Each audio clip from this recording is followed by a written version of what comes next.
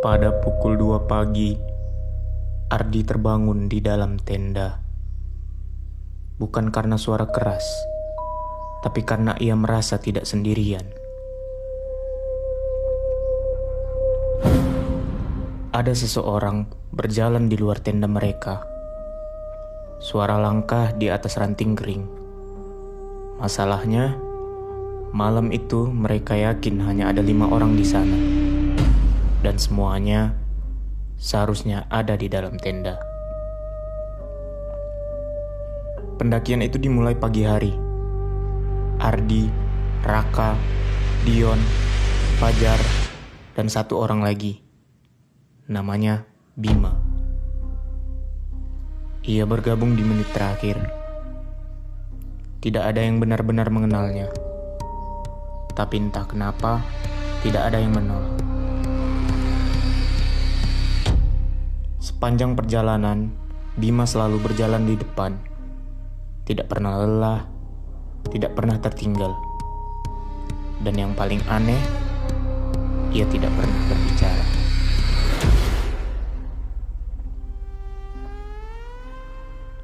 Sore hari, kabut mulai turun. Gunung itu berubah sunyi, terlalu sunyi. Raka sempat bercanda. Kalau ada apa-apa, yang paling depan duluan hilang. Semua tertawa, kecuali Bima. Ia hanya berhenti sebentar, lalu menoleh perlahan. Dan untuk pertama kalinya, Ardi melihat wajahnya dengan jelas.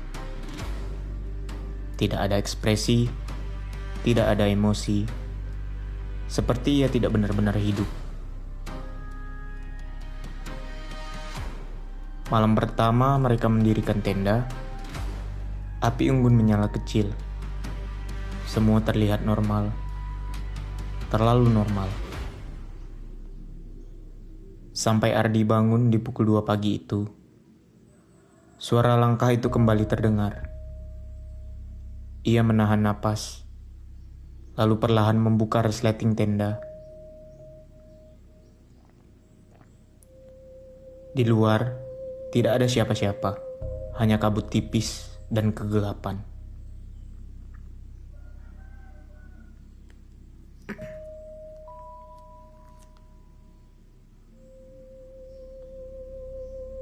Tapi saat ia melihat ke tanah, ia menyadari sesuatu. Ada jejak kaki, banyak, mengelilingi tenda mereka. Seolah ada banyak orang yang berjalan mengitari mereka sepanjang malam. Keesokan paginya, Ardi mencoba tenang. Sampai Dion berkata, "Sebentar. Kita berlima kan?" Semua terdiam. Ardi langsung menjawab, "Iya, berlima." Tapi di dalam pikirannya, ia mulai merasa ada yang salah. Pendakian hari kedua terasa lebih berat.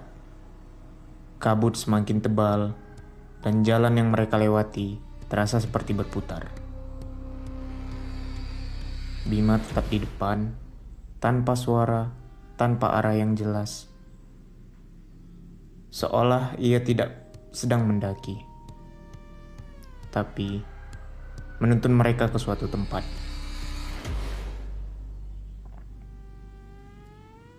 Sore itu, Fajar berhenti mendadak. Wajahnya pucat. "Lihat ini." Di tanah ada jejak kaki lagi. Tapi kali ini arahnya tidak menjauh. Jejak itu mengelilingi mereka. Dan jumlahnya lebih banyak dari 5 orang. Malam kedua lebih sunyi dari sebelumnya. Tidak ada suara apapun, seolah gunung itu berhenti hidup. Ardi tidak tidur. Ia menunggu. Dan benar saja, sekitar pukul 2 pagi suara itu kembali. Kali ini lebih dekat. Sangat dekat. Ardi membuka tenda. Di depan mereka Bima berdiri. Diam, menatap ke arah mereka. Tapi ia tidak sendirian. Di belakangnya ada sosok-sosok lain berdiri diam, tanpa wajah yang jelas. Dan saat Ardi berkedip, semuanya hilang. Keesokan paginya, Bima benar-benar menghilang, tanpa jejak, tanpa tanda apapun. Namun, yang paling mengganggu, saat mereka turun ke base camp, petugas berkata sesuatu. "Kenapa kalian naik berempat?" Ardi membeku. Ia ingin menjelaskan tentang Bima.